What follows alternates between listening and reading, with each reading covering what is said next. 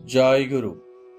পরম করুণাময় শ্রী শ্রী ঠাকুর অনুকূল চন্দ্রের আলোচনা প্রসঙ্গে গ্রন্থের চতুর্থ খণ্ড থেকে পাঠ করছি। সোনাদা রায় পাশ দিয়ে যাচ্ছিলেন। শ্রী শ্রী ঠাকুর সস্নেহে জিজ্ঞাসা করলেন, কি রে, কি খবর? সোনাদা বললেন, ভালো। শ্রী শ্রী ঠাকুর বললেন, বঙ্কিম কি করে?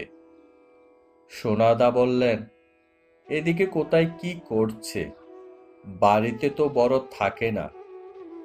শ্রী শ্রী ঠাকুর সহাস্যে বললেন, সারা আশ্রমে তো ওর বাড়ি। যার যেখানে অসুখ বিসুখ, বিপদ আপদ, দেখো গিয়ে বঙ্কিম হাজির সেখানে। আবার কখন যে কার জামা কাপড় টেনে নিয়ে পড়বে তার ঠিক নেই। কেউ কিছু বললে হাসতে থাকবে। বেশ আছে ভালো, আগের থেকে এখন অনেকটা হুঁশিয়ার হয়েছে। ভাবে কোথায় কার কাছে কি হোক খাবে। সকলের মৃদু হাস্যে আগের দিন তো আর নেই, যেন সকলে মিলে একটা সংসার।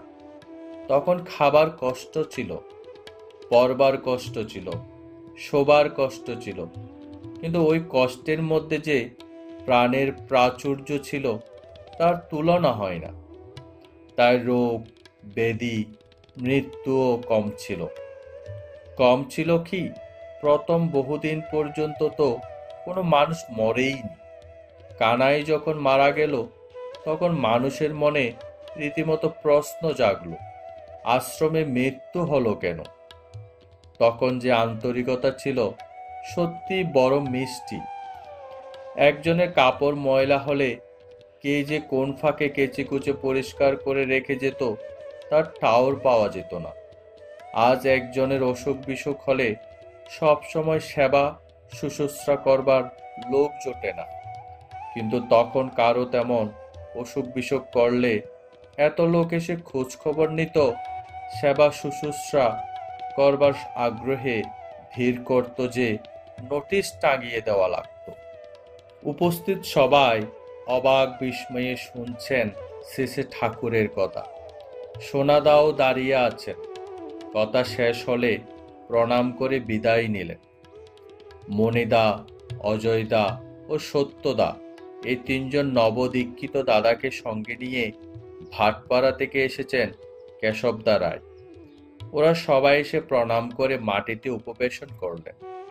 কেশবদা সবাইকে পরিচয় করিয়ে দিলেন।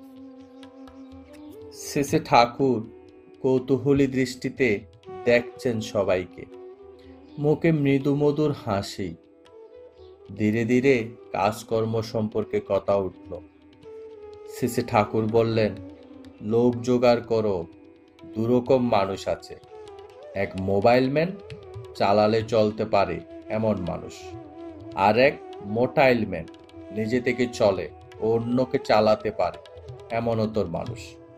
যেমন গাড়ি তার অটোমেটিক স্বয়ংক্রিয় ইঞ্জিন, গাড়িকে চালালে চলতে পারে, আর ইঞ্জিন নিজ থেকেই চলতে তো পারেই, তাছাড়া অনেক গাড়ি চালিয়ে নিতে পারে। কর্মীর জন্য তাই চাই এমনতর ইঞ্জিন ধরনের মানুষ। মানুষের মধ্যে জড়তা এসে গেছে, তাদের চালিয়ে চালিয়ে নিয়ে চালু করে দিতে হবে। গাড়ি ও ইঞ্জিনের উপমা যা দিলাম ওটা কিন্তু মানুষের বেলায় পুরোপুরি খাটে না। প্রত্যেকটা মানুষের মধ্যে অনেক কিছু পসিবিলিটি, সম্ভাবনা রয়ে গেছে। আজ যাকে চালিয়ে নেওয়া লাগছে, দুদিন বাদে সে হয়তো এমন সচল হয়ে উঠবে যে নিজে তো চলবেই, আবার অপরকেও চালিয়ে নিয়ে বেড়াবে। তাই মানুষ একাধারে যেমন মোবাইল পরিচালনীয়, তেমনি মোটাইল গতিশক্তি বিশিষ্ট। যেমন ব্যাটারি তেমন ডাইনামো তড়িৎ উৎপাদক যন্ত্র।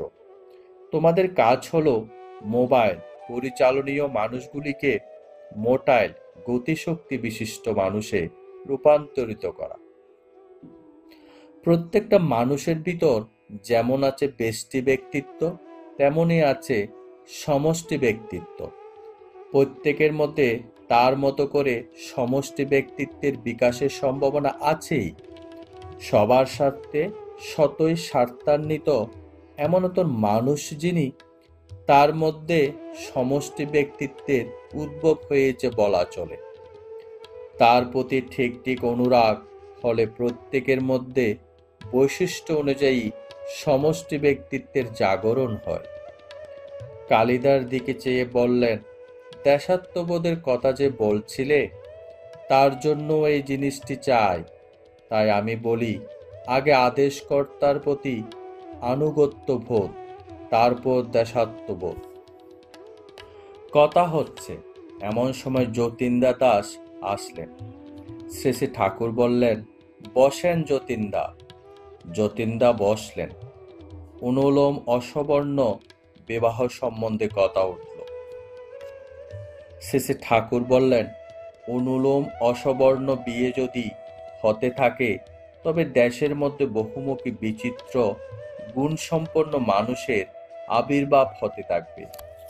যেমন বিপ্রের সঙ্গে যদি ক্ষত্রিয় কন্যার বিবাহ হয়, তাহলে তাদের সন্তানের মধ্যে উভয় বর্ণের গুণের সুষ্ঠু সমাবেশ দেখা যাবে। এমনি প্রত্যেক ক্ষেত্রে সাব ক্লাস, উপশ্রেণী যেগুলি হবে, তাদের বিয়ে দেওয়া যাতে বিধিমত হয় সেদিকে লক্ষ্য রাখতে হবে।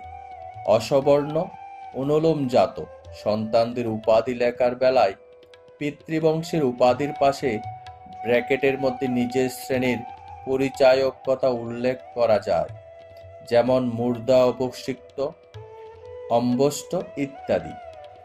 নচেৎ শুধু পিতৃ উপাধি যদি লেখে, কালে কালে ওর ভিতর দিয়ে প্রতিলোম ঢুকে যেতে পারে। অনুলোম অসবর্ণ বিবাহ যদি হতে থাকে, তাহলে বিভিন্ন বর্ণ ও শ্রেণী আত্মীয়তা সূত্রে আবদ্ধ হয়ে উঠবে। একটি দাদা বললেন, প্রতিলোমেও তো এটা হতে পারে। শ্রী শ্রী ঠাকুর বললেন, প্রতিলোম সন্তান বাবা ও মায়ের কারো বৈশিষ্ট্য পায় না, সবই খোয়াই সে। অপকার ছাড়া কোনো উপকারে লাগে না। সবার অপকার যদি কাম্য হয়, তবে প্রতিলোম এন্তার দাও না। প্রতিলোমের ফল কি হয়, সেটা অ্যানিম্যাল ব্রিডিং, পশু প্রজননের রিপোর্ট বিবরণ যদি দেখো, তাহলেই টের পাবে। পাঠ শেষ হলো। জয় গুরু।